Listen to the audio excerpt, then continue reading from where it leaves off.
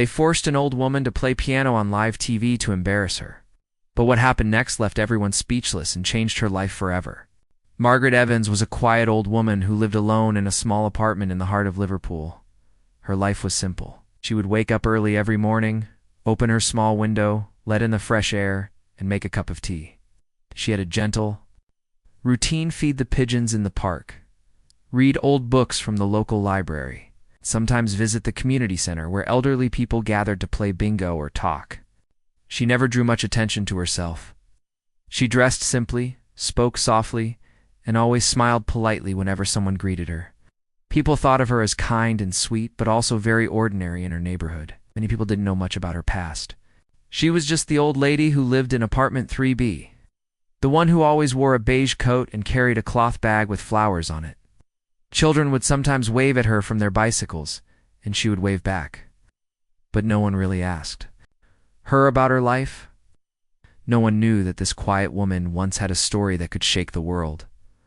One chilly morning, while Margaret was waiting in line at the post office to collect her pension, a young woman with bright red hair and a clipboard walked up to her. Her name was Sophie, and she worked for a famous daytime TV show that often ran funny and unexpected talent segments. The show's team had started a new idea where they would find random people from the streets and invite them to perform on live television. They called it Hidden Talents. But truthfully, the producers were not always looking for serious talent.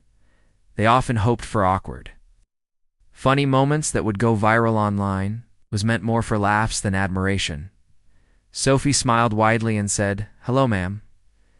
We're doing a special segment to celebrate local talent. Would you like to be on our show?" Margaret blinked slowly, a little confused. She had never been asked to appear on television before. Sophie continued, "You can do anything. Sing, dance, tell stories, or even play an instrument if you do." Margaret hesitated. She hadn't played piano in many years. In fact, it had been over for decades since her fingers had properly touched piano keys. But something inside her stirred. A tiny light, long hidden, flickered for the first time in years. She looked up and quietly said, "I used to play piano, long ago." Lit up with excitement. "Perfect, you'll be amazing." But in her head, she didn't truly expect much. In fact, after walking away, she whispered to her assistant, "This will be gold. Imagine an old granny trying to play piano on live TV. People will laugh their heads off." She had already agreed to go. The next few days passed quickly. The production team picked her up in a black van and drove her to the studio. It was big, bright, and noisiest, so different from the quiet little apartment she lived in. Makeup artists touched her face gently. Stylists gave her a neat dress to wear, and people moved around her with cameras and microphones. No one really talked to her much, smiled at her, but their eyes were busy. She felt like a small fish in a fast river. One of the assistant producers handed her a form to sign. It was full of long sentences and boxes. Margaret didn't fully understand everything, but she signed anyway. She didn't want to cause trouble. A young man brought her to the backstage area where she waited quietly. All around her, other performers were preparing, dancers stretching, singers humming, a man with a parrot rehearsing jokes. Margaret sat on a small bench, her hands folded, listening to the distant music. One of the show's hosts, a man named Jordan, walked by with his co-host, Lara. Jordan was known for his sarcastic humor, and Lara often played along. They glanced at Margaret and chuckled. "She's our piano superstar?" Jordan whispered. Lara laughed softly. "I hope the piano survives." Margaret didn't react. She wasn't paying attention to them. In her mind, she was thinking about her childhood, about the old upright piano her father bought when she was 8. She remembered practicing for hours, her small fingers pressing the keys again and again until her knuckles ached. She remembered how music made her feel like she could fly. But then life happened. Her mother fell sick. She had to take care of the house, then her siblings, and later her own job at a local bakery. Music slowly faded into the background now. After all these years, she was about to step on a stage again. A staff member gave her the cue. It was time. Margaret slowly walked to the stage. Lights were bright, and the audience clapped politely. When she appeared, many of them looked confused. Some were clearly trying not to laugh. Jordan introduced her with a playful tone, and now we have the lovely Margaret Evans Shea be blessing us with a bit of piano magic, I hope. Some people in the audience chuckled. The camera zoomed in on her face. Margaret looked calm. She didn't say much, just a soft thank you, before walking to the grand piano placed at the center of the stage. The piano was polished and beautiful. It reminded her of a piano she had once played at a small music hall in her 20s. She sat down, took a deep breath, and placed her hands gently on the keys. The audience became quiet, waiting for something funny to happen. A few crew members behind the scenes had their fingers ready on the soundboard if things went wrong. They'd add a comic sound or a funny effect. But Margaret didn't look nervous. She closed her eyes for a moment. Then her fingers moved. She didn't fumble. She didn't hesitate. Her hands flowed like water, like they had been waiting all these years to return home. The first notes echoed through the studio. Soft, beautiful. Clear, she had chosen a simple, elegant piece she used to love, Clair de Lune by Debussy. And as she played, the laughter stopped. The smiles disappeared. The audience grew still.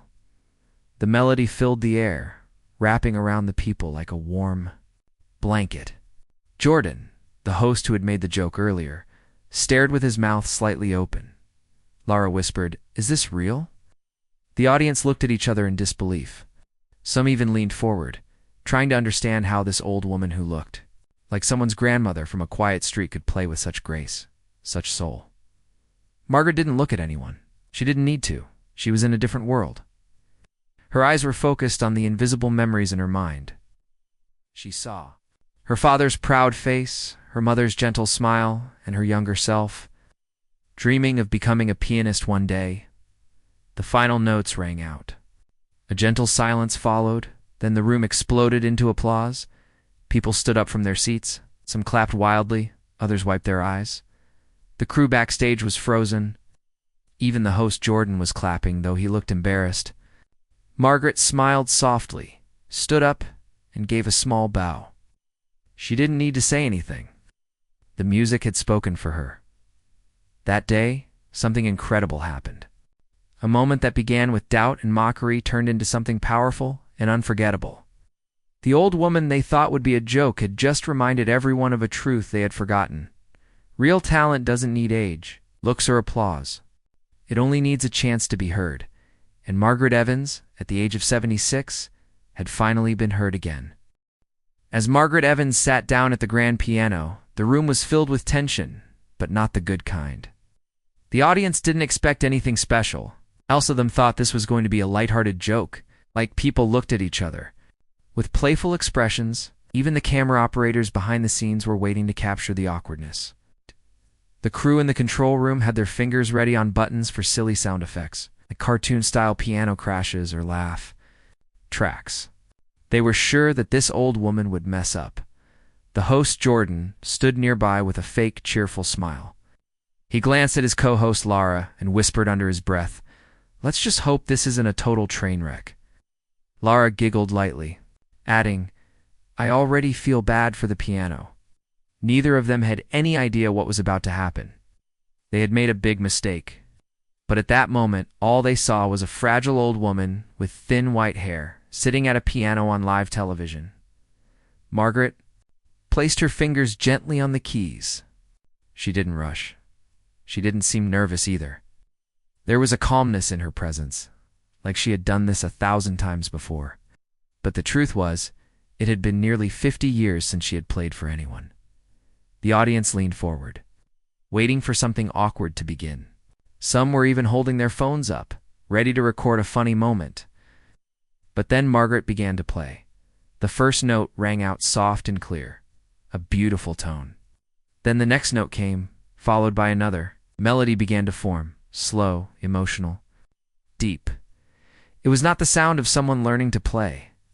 It was the sound of someone who had lived inside music for a long time. The moment those notes reached the back of the room, the entire audience went silent. Not a whisper, not a cough, just silence. You could feel the energy in the studio change in an instant. Some people looked at each other with confusion. How was this possible? Others simply stared at the piano in awe. Her fingers moved with elegance, as if they were painting each sound on a canvas only she could see. She was playing Chopin's Nocturne in E-flat major. It was a piece filled with sadness and beauty. The kind of music that could make you remember everything you've loved and lost in your life. And as Margaret played, the music came to life in the air. It wasn't just sound, it was emotion, storytelling, memory. Jordan, the host, who had made fun earlier, stood with his mouth slightly open. He had been ready to interrupt with a joke if things got bad, but now he couldn't say a word. Lara slowly sat down in her chair, watching with wide eyes. The laughter had disappeared. No one was mocking anymore. In the control room, the producers stared at the monitors. One of them whispered, "Are you hearing this?" Another replied, "Get the laugh tracks off the list. We're not using any of that." Even the director, who usually stayed calm under pressure, leaned forward and said, "Zoom in on her hands. People need to see this." The camera focused.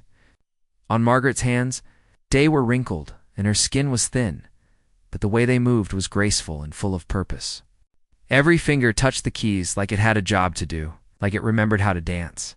Margaret didn't look at the crowd. Her eyes were half closed, focused on the music inside her. In her mind, she was not on a TV set. She was back in her father's living room, where she first learned the piano. She was back in the church hall, where she played during school concerts. She was back in her own little world, where music was her voice. The crowd started to feel it. People's emotions shifted. Some had tears in their eyes. One woman in the front row covered her mouth in shock. A man next to her had goosebumps running down his arms. A teenager in the back lowered his phone and just listened. This wasn't what they came for. But this was something they didn't know they needed. Margaret played without a single mistake. Her timing was perfect. Her expression was full of life. And her posture, though old, showed deep control. Every pause in the piece made the audience lean closer. Every soft note made them breathe slower. For the next few minutes, nobody in that room was thinking about their phones, their jobs, or their problems. They were simply lost in the music. And when the last note was played, the silence that followed was powerful. Nobody moved for a few seconds. It was like everyone had been frozen in time. Then, suddenly, someone stood up and clapped. Another person followed. Then another. Within moments, the whole audience was on their feet, clapping, cheering, some shouting, "Bravo." Beautiful. The clapping didn't stop, grew louder. The sound of applause filled the studio like thunder. Margaret stood up slowly and gave a small, polite bow. Her smile was gentle, not proud. She wasn't looking for fame or attention. She had just wanted to play. The applause didn't seem to affect her much. What mattered was that she had played her music. And it had been heard. Jordan wiped the corners of his eyes, trying not to show he was moved. He walked over to her slowly and said into the microphone, "Ladies and gentlemen, I think we all owe Margaret a huge apology and a standing ovation." The audience clapped even louder. Lara came to her side, holding Margaret's hand. "You've touched all of us today," she said with sincerity. That was more than music, it was magic. Behind the stage, the crew was still stunned. The same people who had laughed and planned silly effects were now silent. Some were smiling, some were shaking their heads in disbelief, and others had tears in their eyes. Margaret was taken backstage again, where several staff members now greeted her with hugs and admiration. One young assistant who had barely noticed her earlier now handed her a bottle of water and said, "That was the most beautiful thing I've heard in my life." Margaret just smiled and nodded. The energy had changed. Everyone looked at her differently now, not as a weak old woman, but as a powerful artist. Later that day, clips of the performance began to appear online. The TV network uploaded the segment on YouTube, and within an hour, it had thousands of views. By the evening, it had gone viral. Comments poured in from around the world. People were shocked, emotional, inspired. Some said they cried. Others said it reminded them of their own grandmother or of talents hidden in old age. "She played like an angel," one comment read. "I can't believe I laughed at first. I feel ashamed now," another said. "This woman just gave the most moving performance I've ever seen," wrote a third. The story had gone far beyond the TV studio now. Margaret had become a symbol not just of talent, but of dignity, grace, and second chances. She didn't set out to prove anything, but she ended up showing the world that beauty doesn't fade with age. It only waits to be noticed again. Back in her apartment that night, Margaret sat in her little chair by the window. She made a cup of tea and watched the city lights flicker. Her phone buzzed with messages and calls, but she didn't rush to answer them. She just looked out quietly, a soft smile on her face. She had done what she came to do. She had played, and the world had listened. Margaret Evans had just walked off the stage, and yet the sound of her piano still echoed in everyone's hearts. People couldn't stop talking about her performance. The audience in the studio was buzzing with excitement. Many had tears in their eyes, and some were still standing, clapping long after she had gone backstage. Even the makeup artists, camera crew, and show staff were whispering to each other, asking the same question: who is she? But for Margaret, the applause wasn't what mattered most. As she walked backstage, she felt something inside her that she hadn't felt in decades: peace. Real, deep peace. Her heart wasn't racing. She wasn't thinking about fame or cameras. About how, for just a few minutes, she had been able to step back into a world she thought she had lost forever. And even though she was now 76 years old, those few minutes reminded her of who she truly was. She sat down on a small bench backstage. A young woman from the production team brought her a glass of water. "You were amazing," the woman said, her voice a little shaky. "I don't even have words." Margaret just smiled softly. "Thank you, dear," she said, and took a small sip of water. She didn't speak much, but the calm in her eyes said everything at the same time. In the studio control room, chaos had begun, but not the bad kind, the good kind. The show's director, who earlier had only agreed to let Margaret perform, for the sake of getting a funny moment, was now demanding the opposite. "I want that performance edited and uploaded immediately," he shouted. "Cut the whole segment and post it online. Use her name, Margaret Evans. People need to see this." The editing team rushed to do exactly that. Within an hour, a clip of her piano performance was uploaded to the show's official YouTube channel and also posted on their social media. The title read, "You won't believe this 76-year-old woman's piano performance, a moment. Never forget." And indeed, people didn't forget. The video started getting views almost immediately. First hundreds, then thousands. By the time Margaret reached home in the evening, it had already reached over 100,000 views. And it wasn't just numbers. The comments were pouring in faster than anyone expected. One person wrote, "I came here expecting to laugh instead. I cried. This is the most beautiful thing I've seen in years." Another wrote, "This woman is a legend. Why haven't we heard about her before?" Some people even wrote, "She just saved my day. Thank you, Margaret." By morning, the video had reached over 1 million views. People from other countries were watching and sharing it. Musicians, teachers, actors, and even famous artists began commenting on her performance. Margaret Evans, the quiet old lady from Liverpool who fed pigeons and drank tea every day, had now become an overnight sensation, and yet she remained unaware of all this, at least for a little while. The next morning, Margaret was doing what she always did. She woke up early, made a pot of tea, and fed the pigeons outside her window. The sunlight came in gently through her curtains. Her life hadn't changed yet, not in her heart. But then the phone rang. It was her neighbor's daughter, Emily, a kind girl in her 20s, who often helped Margaret with groceries or brought her fresh bread. Emily sounded excited, almost breathless. "Margaret, you're famous," she shouted. "Have you seen the internet? Your video is everywhere." Margaret chuckled quietly. "Oh dear, that's a bit much, isn't it?" "No, I'm serious," Emily said. "You're trending. Trending. That means millions of people are watching. Your piano video, you're a star." Margaret was quiet for a second. Then she said softly, "Well, I'm glad they liked the music." But Emily wasn't the only one trying to contact her. The TV show's producers called her again. It's time not to laugh or mock, but to apologize and celebrate. The host Jordan called personally. "Margaret," he said, "I need to say something." We didn't treat you right at first. But your performance, it changed all of us.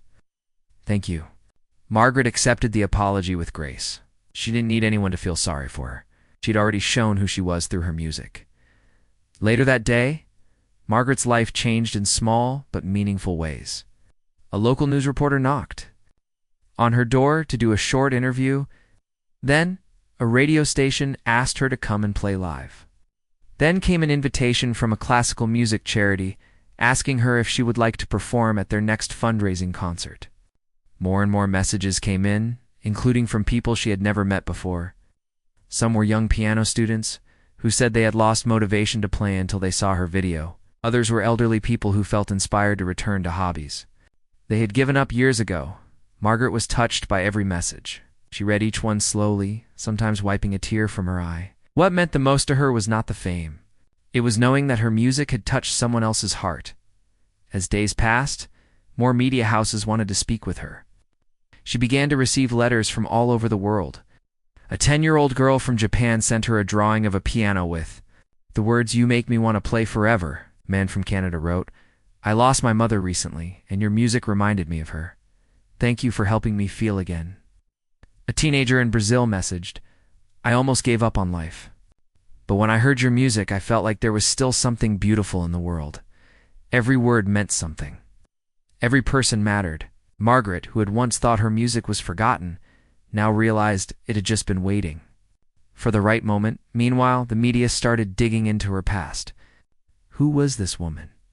Why hadn't anyone heard of her before? That's when they discovered something even more incredible. Margaret Evans was once a child prodigy. At the age of 10, she had been offered a place at a prestigious music school in London. At 15, she had performed in several local concerts and was known in her town as the Piano Wonder. Her dream was to study in Paris and become a concert pianist. But then tragedy struck.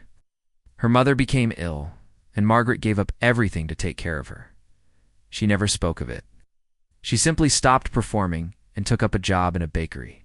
To support her family, years passed, then decades. Life moved on, and the world forgot about the little girl who once played like a star until now. Now, people were learning about her story. Not just the music, but the sacrifices, the strength, the quiet love. The newspapers started writing headlines like, "The Piano Queen Who Waited 50 Years.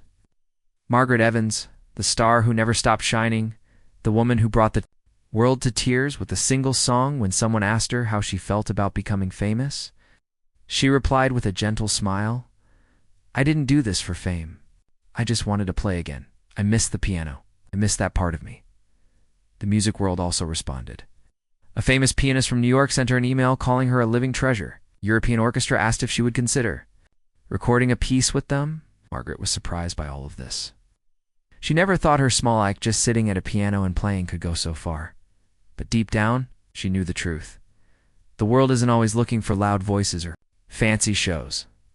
Sometimes it just needs something honest, something beautiful, something real. And Margaret Evans had given them exactly that. Margaret Evans never expected to become famous at 76. She had spent most of her life in silence, quietly living in a small apartment, playing the piano only for herself and the birds outside her window. But now, the world was watching. Her every day brought something new. People who had never met her were writing letters, sending gifts, and even leaving flowers at her doorstep. It was all strange, but also beautiful. Her phone kept ringing. Emails flooded in. Everyone wanted to talk to her, to hear her story, to invite her to their show, their school, their concert. But Margaret didn't feel rushed. She took things slowly, the way she had always lived. She answered some calls, wrote back to a few letters, and gave only a few interviews. She didn't care about becoming a celebrity. She only cared about playing again. One morning, she received an envelope in the mail. It was thick with gold lettering on the front. Inside was an invitation to a very famous music festival in Vienna, Austria. They wanted her to perform on the final night in front of thousands of people and top musicians from around the world. At first, Margaret laughed. She thought it was a joke. Why would anyone want an old woman like her to perform on such a big stage. But then she read the letter again. The organizers had watched her video and were deeply moved. They believed that her performance had something no other musician could offer: pure emotion. They said, "You remind the world why we fall. In love with music in the first place." Margaret sat quietly for a long time, holding the letter. She looked around her small living room, at the photo of her mother on the wall, at the old upright piano in the corner, and at the worn rug beneath her feet. She had lived in this same apartment for over 40 years. She had made peace with a simple life. And now, the world was asking her to step into a spotlight she had never imagined. She called Emily, her neighbor's daughter, and told her about the invitation. Emily's eyes lit up with excitement. "You have to go," she said. "This is your moment." Margaret wasn't sure. But what if I can't do it? What if I freeze? It's been so long since I played anywhere other than my own home. Emily took her hand gently. "You were born for this, Margaret. You played once on a stage with no fear, remember? That TV show? You didn't play with your hands, you played with your heart. Hearts don't get old." For 2 days, Margaret finally agreed. She called the organizers and said she would attend the festival. When the news got out, social media exploded again. Margaret Evans to perform at Vienna Music Festival became the top headline. People began booking tickets just to see her. Some even called her the miracle pianist. Others said, "She gives hope to all of us that it's never too late." The festival organizers sent her a first-class plane ticket. She had never flown. In her life, she packed a small suitcase and carried a photograph of her parents with her. "They would have been proud," she whispered as she zipped the bag shut. At the airport, she was greeted like royalty. Fans took pictures with her. Reporters followed her. A few people even cried just meeting her. Margaret was surprised by all of it. "I'm just a woman who loves the piano," she kept saying, "that's all." In Vienna, she was taken to a beautiful hotel with soft white beds and large windows that looked over the old city. A grand piano was placed in her room so she could practice. She played for hours each day, not out of fear, but out of love. She chose to perform a piece she had written herself many years ago, something no one had ever heard. It was simple, but full of emotion. It told the story of her life, of love, sacrifice, loss, and rediscovery. The night of the concert arrived. The music hall was full, every seat taken. The lights were dim, the air quiet, and the stage glowing. Famous musicians had already performed, but everyone was waiting for the final act. The old woman from England, who had touched the world with a single performance. Backstage, Margaret sat in a chair, calm but thoughtful. She wore a simple blue dress and had pinned her white hair neatly. She looked into a small mirror and smiled gently. "It's time," she said softly. As she walked onto the stage, the audience stood up and clapped, even before she sat down. She gave a shy smile and bowed. Then she took her seat at the piano. The spotlight fell on her. Silence covered the room. She placed her fingers on the keys. Then she began to play. The music was unlike anything the audience had heard before. It was not grand or complicated. It didn't show off. It told a story. Every note was like a memory. It started soft, like a lullaby. Then it became stronger, like a girl growing up. There were moments of sadness, where the music dipped low, like tears falling. Then it rose again, gentle and hopeful. People in the crowd closed their eyes. Some held hands. Others let tears fall quietly. Music didn't need words. It spoke to the hearts of everyone present. When she finished, the last note rang out like a goodbye kiss. She lifted her hands slowly from the keys and sat still for a moment. The hall was silent. Then someone stood and clapped. Then another. Then everyone. The applause was thunderous. People were on their feet shouting her name. Flowers were thrown onto the stage. Margaret stood and bowed, tears in her eyes, but not from sadness, from joy. From knowing that she had finally, after all these years, shared her soul through her music. After the performance, she was flooded with invitations, offers, and praise. But she politely turned most of them down. She didn't want to travel the world or be a celebrity. She had already found what she was looking for: on her way back home. Sitting by the window of the plane, Margaret looked out at the clouds and thought of everything that had happened. From being mocked on a TV show to standing on one of the greatest stages in the world, it was almost like a dream. But it was real, because music is real. It lives inside us. It never gets old. When she returned to her apartment, the first thing she did was walk over to her upright piano. She placed her fingers gently on the keys again and played a little. Melody one, only the pigeons outside her window could hear. Her life had changed. But she hadn't. She was still Margaret Evans, the woman who once gave up everything to care. For her family, the woman who hid her talent for decades, the woman who played for love, not for applause, and now the world had finally listened. Margaret Evans came back home to her quiet little apartment, but things around her were no longer the same. She opened her door, placed her small suitcase by the side, and looked around the familiar space. Her tea kettle was still on the stove. Her books were still stacked by the window, and the soft humming of the pigeons outside greeted her like an old friend. Everything looked just as it had before. But something inside her had changed forever. She sat down on her favorite armchair and breathed deeply. Her body felt tired, but her heart felt light. She smiled gently and whispered to herself, "So this is what it feels like to be heard." Margaret's performance at the Vienna Music Festival had become a moment the world couldn't forget. Clips of her playing her original composition had gone viral all over again. Musicians, celebrities, students, teachers, and ordinary people from every corner of the globe were talking about her. Articles were written in French, Spanish, German, Chinese, Arabic. Her music had crossed borders without needing any translation. And yet, Margaret wasn't rushing to become famous. She still walked to the bakery every Saturday morning. She still fed the pigeons. She still made her tea the same way. She answered some letters and responded kindly to the reporters who sent her questions. But most of all, she kept playing the piano. What made Margaret truly special wasn't just her talent, it was her heart. People noticed that she didn't play to impress anyone. She played to express something deep, something real, something human. And that's why so many were touched by her. One day, Margaret received a letter that felt different from the others. It was from a young boy named Lucas, who was only 11 years old. He'd been diagnosed with a serious illness, and he had stopped smiling, eating well, or speaking to others. But one day, a nurse showed him Margaret's piano video. He watched it again and again. Then, for the first time in many weeks, he asked his mother, "Can I learn piano too?" His letter said, "Dear Margaret, thank you for helping me believe. Again, I don't know what will happen with my health, but I want to play music like you, even if it's just for myself." Margaret wiped a tear from her eye. That letter became her favorite. She wrote back, "Dear Lucas, never stop believing.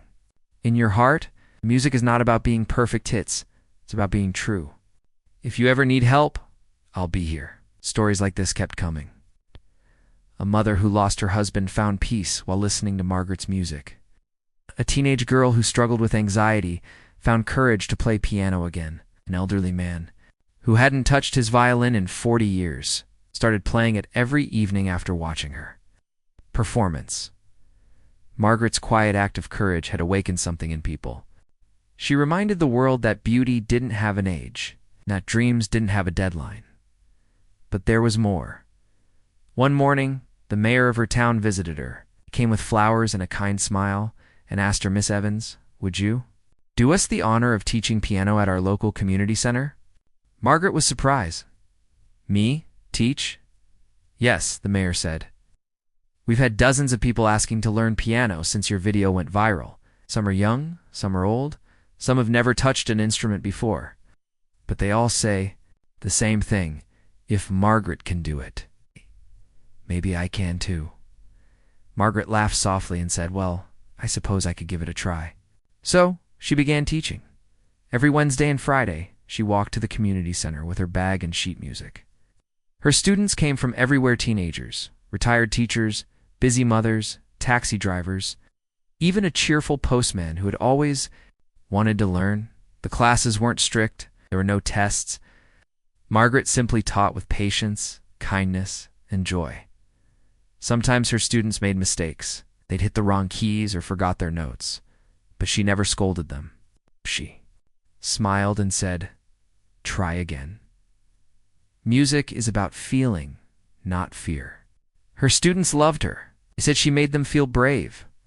One elderly woman named Dorothy said, "Margaret gave me a new life. I thought I was too old to learn anything. Now I play lullabies for my grandchildren." The music center became full of laughter, melodies, and stories. It wasn't just a place to learn, it became a place to heal, and Margaret, she had never felt more alive. One day, a big surprise came her way. The Royal Conservatory of Music sent her an official letter. They were offering her an honorary Lifetime Achievement Award for her contribution to music and inspiration. The event would be held in London, in a grand music hall, and she would be the guest of honor. Margaret couldn't believe it. "But I never went to your school," she said when a representative called. "That doesn't matter," the woman replied. "You've taught the world more than any textbook ever could. You've reminded people that music is for everyone." Margaret traveled to London. At the ceremony, the audience stood to welcome her. She received a golden pin, a plaque, and a long applause. But the best part came at the end. The host asked her if she would play one final piece. She walked to the piano slowly, sat down, and took a deep breath. Then she played a soft, warm tune that spoke of home, of hope, of dreams that come true late, but still come true. When she finished, the audience gave her a standing ovation that lasted several minutes. Margaret didn't need to say anything. Her music had said it all. After returning home, she received more offers: music albums, film soundtracks, a documentary about her life. But she only accepted one of them, the documentary. Not because she wanted to be famous, but because she wanted to tell people her story honestly. The documentary showed her life from childhood to old age. It included pictures of her as a young girl playing piano in her small house, clips of her first viral video, her Vienna performance, and scenes of her teaching at the community center. But most importantly, it included interviews with people she had inspired, like Lucas, who was now learning piano with strong hands and a stronger heart. The film was called Still in Tune: The Margaret Evans Story. It won several awards and touched millions of viewers. One critic wrote, "This isn't just a story about music, it's a story about never giving up." Years passed, Margaret grew older, but she still played the piano every day. Her fingers had become slower, but her heart was just as full. She continued to teach, to write small melodies, and to live simply. She never cared about wealth or awards. Her reward was knowing that people were playing music again they believed in, themselves. That her journey, though long and quiet, had finally reached where it was meant to go. On her 80th birthday, the entire town came together for a celebration. It decorated the community center with flowers and photos of her. Students, friends, and neighbors all gathered to thank her, sang songs, shared stories, and played the piano in her honor. Even the mayor came and gave a short speech. He said, "Margaret taught us all something powerful, that no matter how late it feels, it's never too late. That music belongs to everyone, and that sometimes one quiet soul can change the hearts of millions." Margaret stood up, looked around, and smiled. Her eyes sparkled with tears, but also with joy. She didn't give a long speech. She just walked over to the piano, sat down, played a small tune that felt like a soft goodbye and a warm hug at the same time. Everyone stood silently, listening. And in that moment, they all understood something deeply. Greatness doesn't always shout. Sometimes it whispers gently through the keys of a piano in the hands of a woman who never gave up. Margaret Evans didn't just play music, she became music.